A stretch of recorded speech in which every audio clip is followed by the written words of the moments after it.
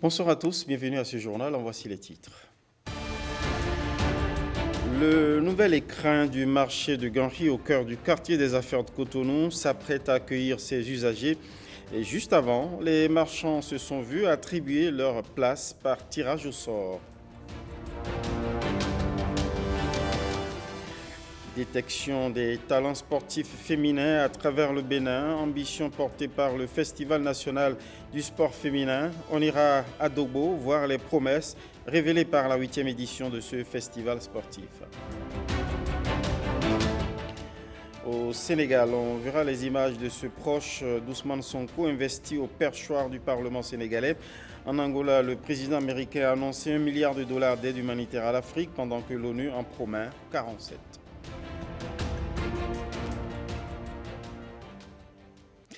Merci de nous recevoir chez vous avec cette livraison de l'actualité. Parlant d'actualité, voyons l'actualité de nos institutions de la République. Direction la haute autorité de l'audiovisuel et de la communication. Son président a eu un tête-à-tête avec l'ambassadeur du Maroc près le Bénin. De quoi ont-ils discuté? On écoute ici le diplomate marocain au micro d'Alain Sochoumain et d'Igor Ayersor.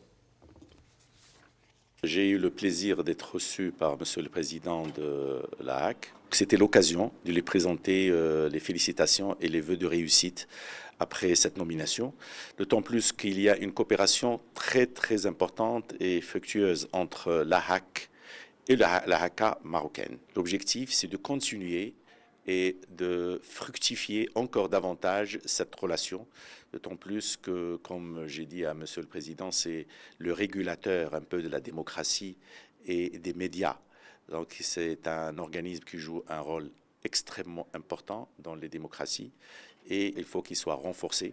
Donc notre mission en tant que Royaume du Maroc avec la République du Bénin, c'est de continuer cette coopération qui a toujours été fructueuse et encore d'aller de l'avant. Et puis une invitation à ce que Monsieur le Président puisse se rendre au Maroc pour visiter sa collègue marocaine qu'il vient de rencontrer dans des institutions internationales. C'est une visite de courtoisie et le président a été très chaleureux avec l'équipe qui l'accompagnait. Allons voir cet espace marchand parmi les plus flamboyants au Bénin, niché au cœur du prestigieux quartier des affaires à Ganri. Le marché du même nom, totalement relooké et reconstruit, s'ouvre samedi prochain. En prélude, l'Agence nationale de gestion des marchés, ANAGEM, a attribué les places aux marchands. Cela s'est fait hier par tirage au sort dans l'espace du marché flambant neuf. Témoin François Insou, Ulvaïs Balogun. C'est ainsi que se présentent les étals du marché de Ganri qui vont bientôt accueillir leurs occupants. Ceux-ci sont d'ailleurs déjà là pour visiter le marché et savoir quelle place occuper. Devant les futurs marchands, le tirage au sort est fait par secteur d'activité. Un processus d'attribution équitable et transparent. L'opération est conduite par l'ANAGEM. Prioritairement dans ce marché aujourd'hui, nous n'accueillons que les marchands de produits alimentaires parce que ce marché ne peut plus contenir au-delà de ces produits-là. Donc tous ceux qui vendent des produits en conserve, de la mayonnaise, des tomates en bois, des haricots verts, quelqu'un qui vend du maoué, du nénoui, de asrokui, tout produit alimentaire peut se retrouver dans le marché de Ganri. Comme dans les autres marchés déjà ouverts, les règles sont les mêmes. C'est le respect des règles que nous avons édictées dans le cadre dans le règlement intérieur. Le respect des règles sécuritaires. Il n'y a pas de feu à faire dans le marché sous la table. Il n'y a pas d'enfants mineurs qui restent sur les étalages. Il n'y a pas de vente à la sauvette, ce que nous appelons des ambulants, ni à l'intérieur du marché, ni aux abords immédiats du marché. On a des toilettes qui sont dans le marché. Nous avons suffisamment de poubelles qui sont disposées dans le marché pour assurer toute la partie salubrité du marché. Le marché de Ganri a une capacité d'accueil de 506 places, 377 étals primeurs, 58 places pour les bouchers et 38 places pour les poissonniers.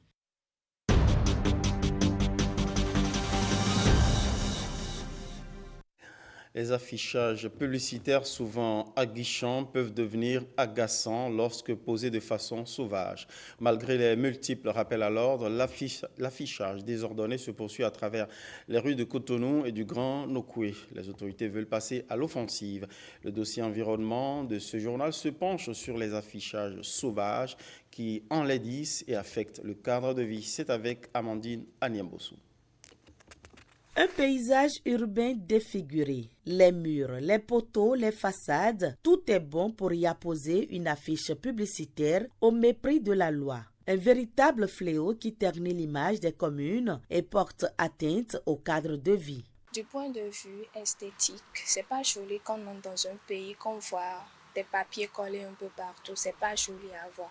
Et aussi du point de vue environnemental, nous savons bien que les papiers contiennent des substances nocives qui affectent la santé. Les personnes collent les affiches un peu partout et pas que lors des élections, même également les entreprises, les PME collent les affiches sur les murs d'école, sur les murs d'église, un peu partout dans l'espace public et c'est polluant et c'est salissant. Au-delà de tout, c'est la beauté de notre ville. Et il y a la question sécuritaire. La plupart en collent sur les panneaux d'orientation et tout sur les voies qui empêchent vraiment la visibilité. Pourtant, il existe une réglementation à la matière. N'importe qui ne peut pas afficher n'importe où et notamment dans l'espace public. De fait, tout affichage à caractère publicitaire ou non qui ne respecte pas les dispositions prévues par la loi est considéré comme affichage sauvage. Aucun pays ne se développe dans l'insalubrité, ni dans la pollution esthétique, ni avec des habitants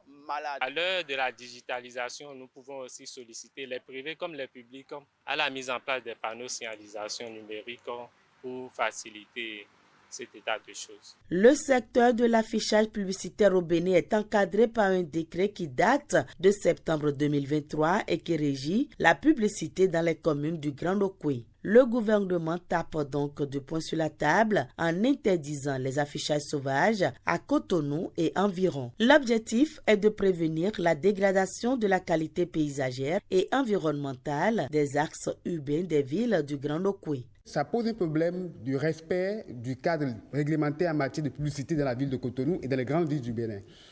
On a l'impression qu'on a passé plusieurs décennies sans vraiment organiser comment est-ce que nous passons à l'aide du numérique en adaptant nos modes de publicité.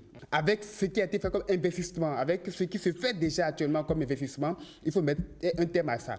Quand on enlève 2 jours après, il y a encore d'autres qui viennent à rajouter, ce qui veut dire que le besoin est là.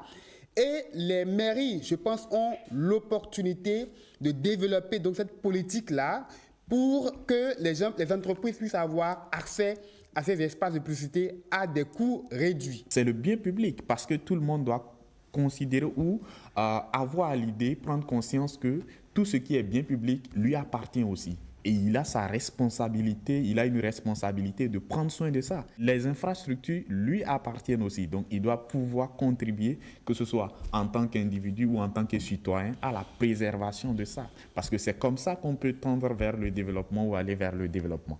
Des dispositions sont prises par les autorités compétentes pour libérer ces espaces publicitaires illégalement occupés. Les contrevenants se verront appliquer les sanctions prévues par les tests. Au-delà des affichages sauvages, on va parler à présent de fléaux à impact plus néfaste sur l'environnement. Celui de la sécheresse et son corollaire, la dégradation des terres.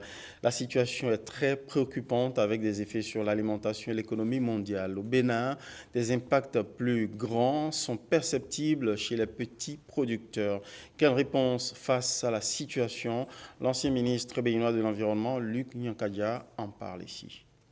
La solution à la dégradation des terres qui, en fait, conduit à la désertification, à savoir que des terres anciennement fertiles deviennent comme des déserts faits de main d'homme, on la connaît, c'est la gestion durable des terres.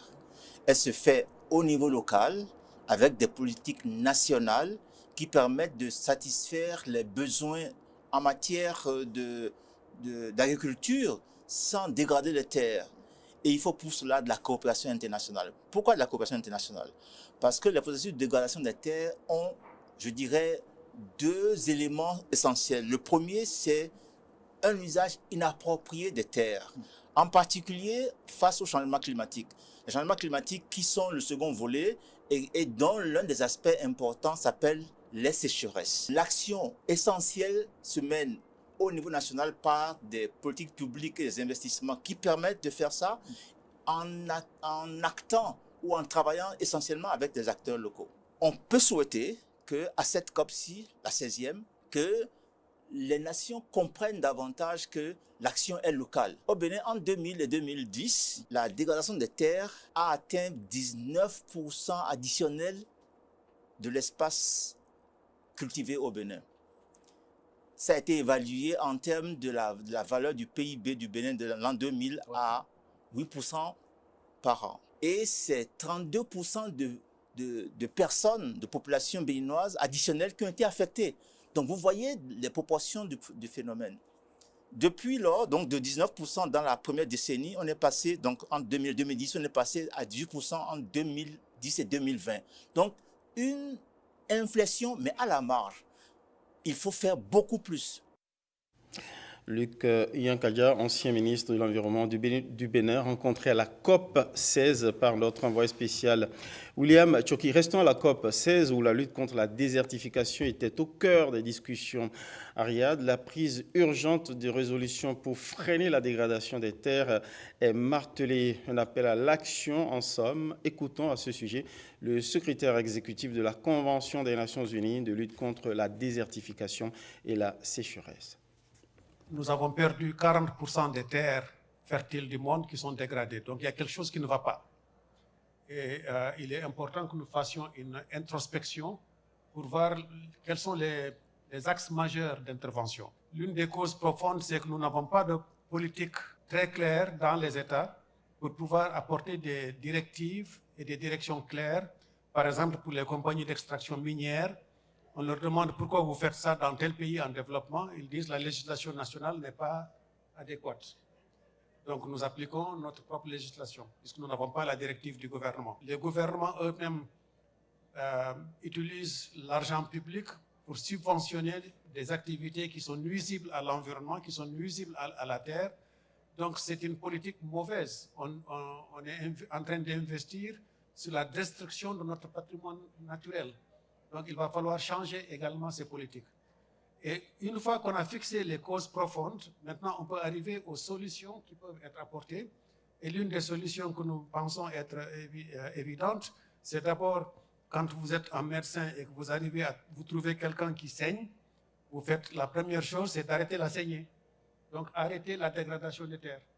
Et la deuxième chose que vous allez faire, c'est de poser un garrot et de voir comment vous pouvez soigner la plaie. Donc restaurer les terres est une façon de soigner les plaies qui sont infligées à la face de la planète de manière à leur permettre de produire.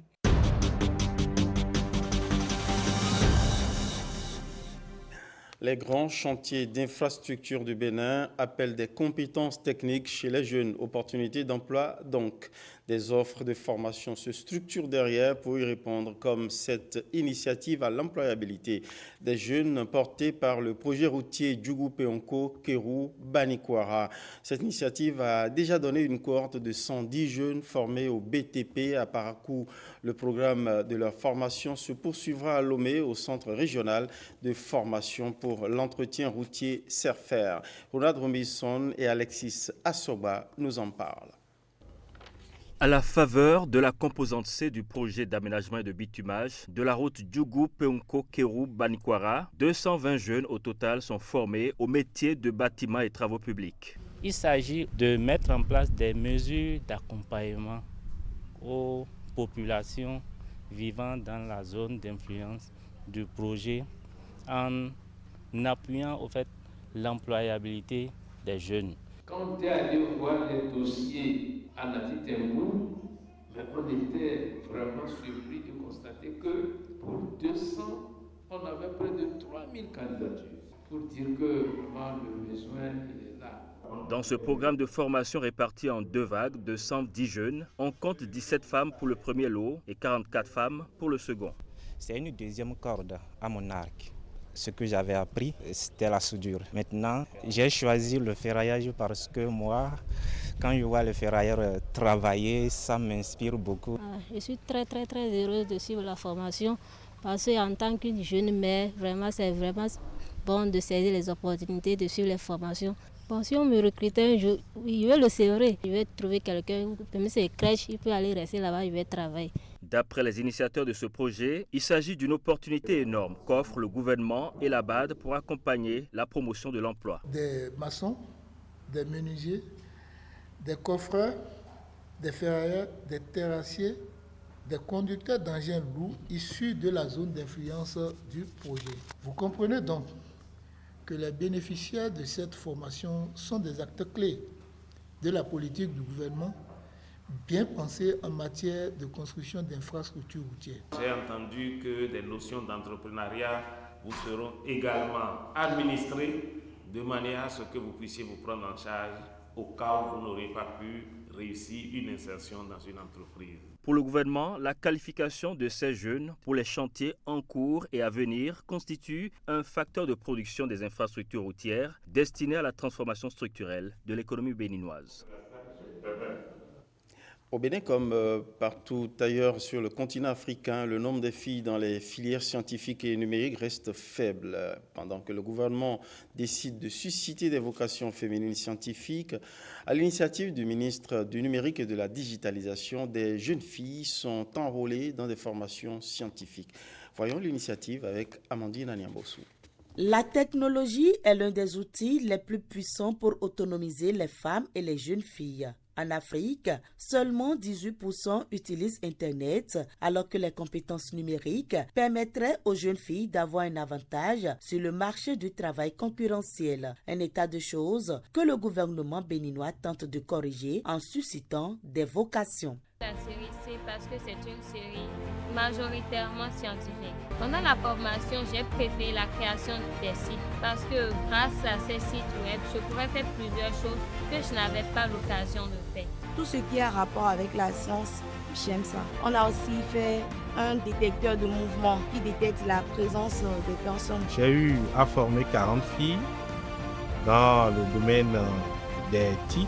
Il était question, au prime abord, de leur faire découvrir les métiers du numérique et un focus a été fait sur les métiers du web. Il a aussi été question de les initier à la création de sites web en utilisant un outil no-code. J'ai constaté sur ces 2 jours que les filles étaient gourmandes. Elles en voulaient toujours plus. C'est une avancée notable pour participer à l'équité du genre dans le secteur des TIC au Bénin. Si je devais parler d'un défi pour moi, c'est les stéréotypes basés sur le genre.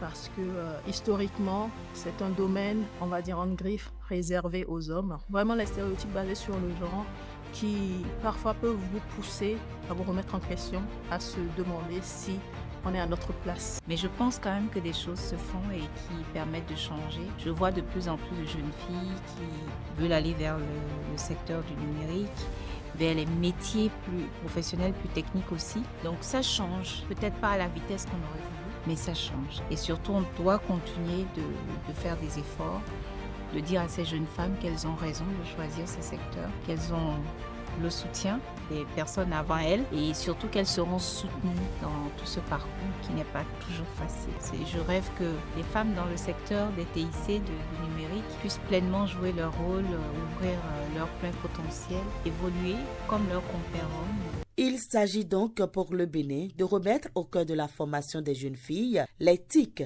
comme levier de formation professionnelle. Initiative associative à présent, c'est la première association du genre au Bénin, l'association des commerçants et commerçantes en maroquinerie.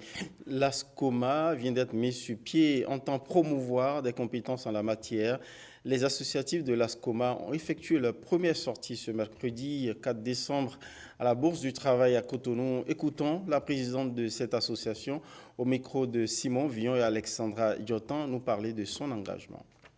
L'ASCOMA a pour ambition de développer le secteur de la maroquinerie à Cotonou, défendre les intérêts des commerçants, promouvoir le leadership. Pour atteindre ces objectifs, nous nous engageons à participer aux prises de décisions.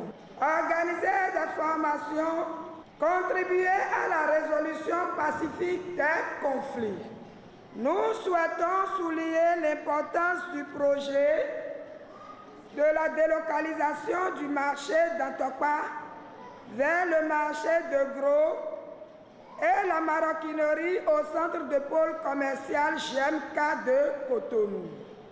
Nous saluons les efforts du président Patrice Talon pour la modernisation de notre marché.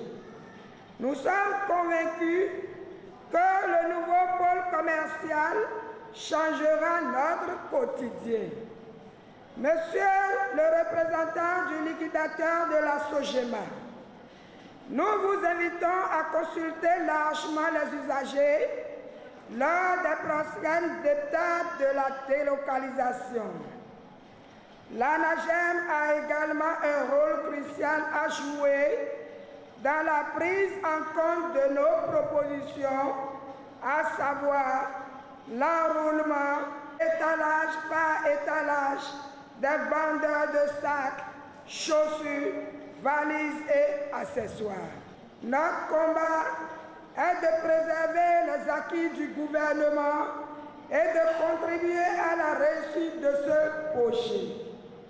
Ensemble, nous pouvons faire de ce nouveau marché un lieu moderne et prospère.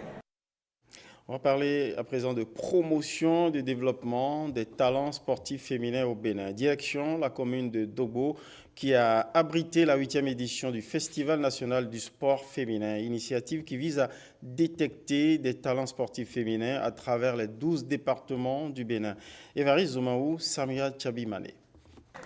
Faire du Bénin une nation du sport, une vision en implémentation depuis l'avènement du régime Talon avec les acteurs du domaine en faveur des jeunes talents de nos départements. Nous intervenons en particulier dans les disciplines où la gente féminine a encore besoin de progresser parce que nous savons combien les filles, combien les femmes sont capables de faire rayonner notre pays. Nous sommes assez satisfaits et nous pensons que le ministère des Sports et le gouvernement ne se trompent pas en mettant les moyens à notre disposition. En athlétisme, 100 mètres, première, Ruth Abado du Zou, au 400 mètres, Pichega Noati de l'Atakora arrive en première place.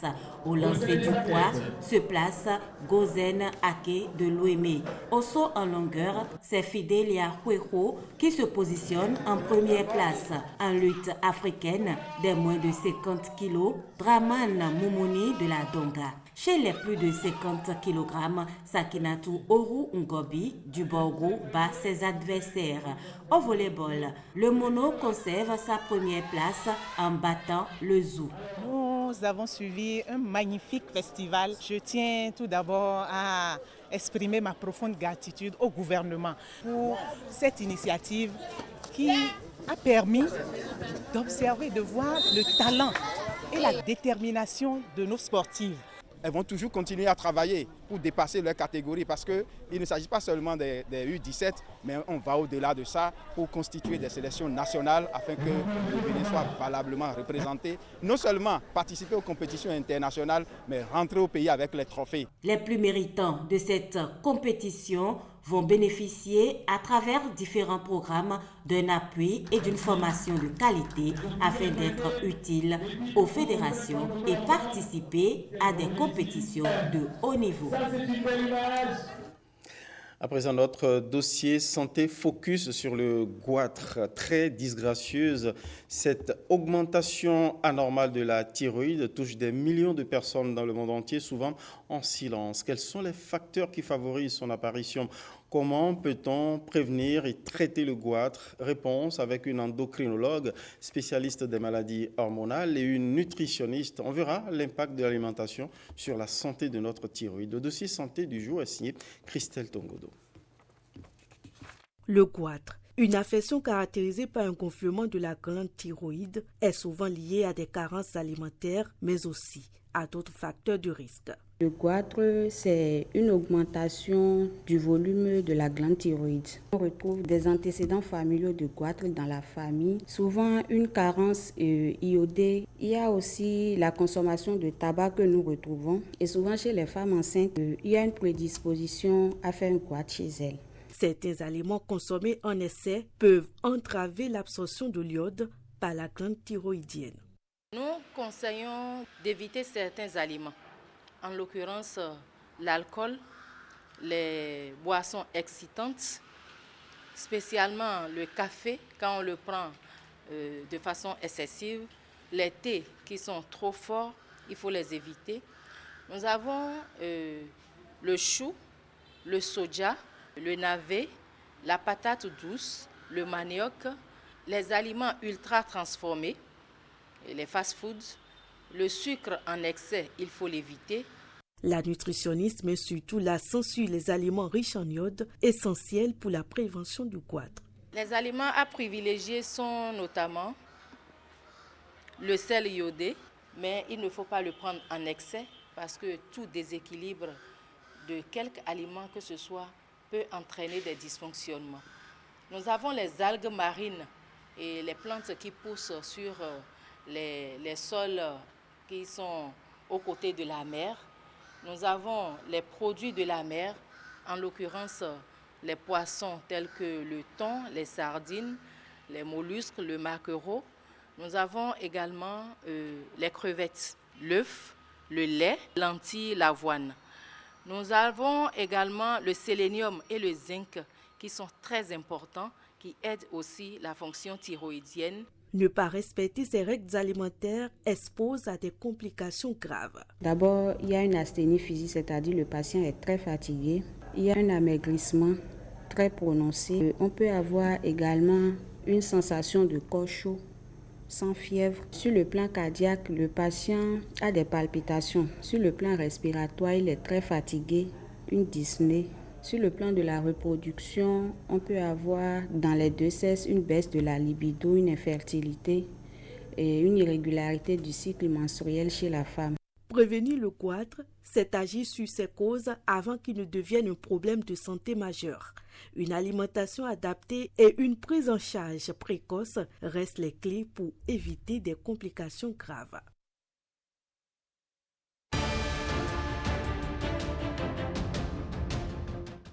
Et comme annoncé en titre, notre tour à l'étranger nous amène au Sénégal, en Guinée, en Angola et aux Nations Unies.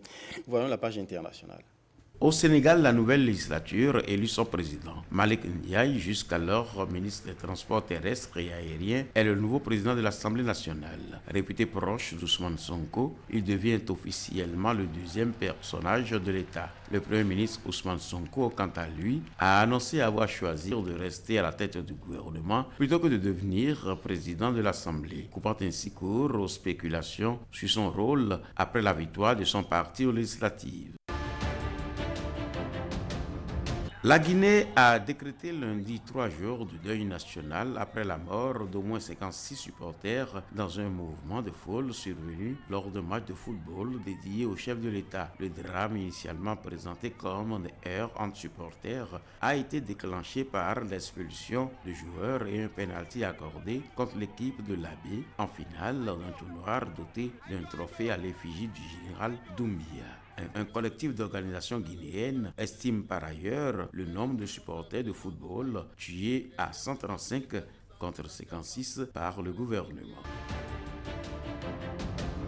Le président américain Joe Biden a annoncé mardi, lors d'une visite en Angola, l'octroi d'une aide humanitaire d'$1 milliard à l'Afrique. S'exprimant au Musée national de l'esclavage de Luanda, Joe Biden a déclaré que les États-Unis étaient à fond pour l'Afrique avant d'annoncer cette nouvelle aide répartie sur 31 pays en faveur des Africains déplacés par les sécheresses historiques, notamment ceux touchés par la famine.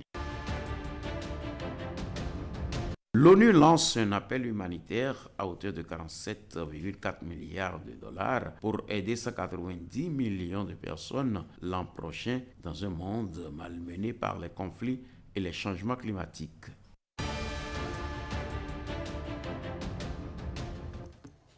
Merci à Gilles Dansou pour ce tour à l'étranger sur lequel nous refermons ce journal. Merci pour votre fidélité. Merci à toutes les équipes. Bonsoir chez vous.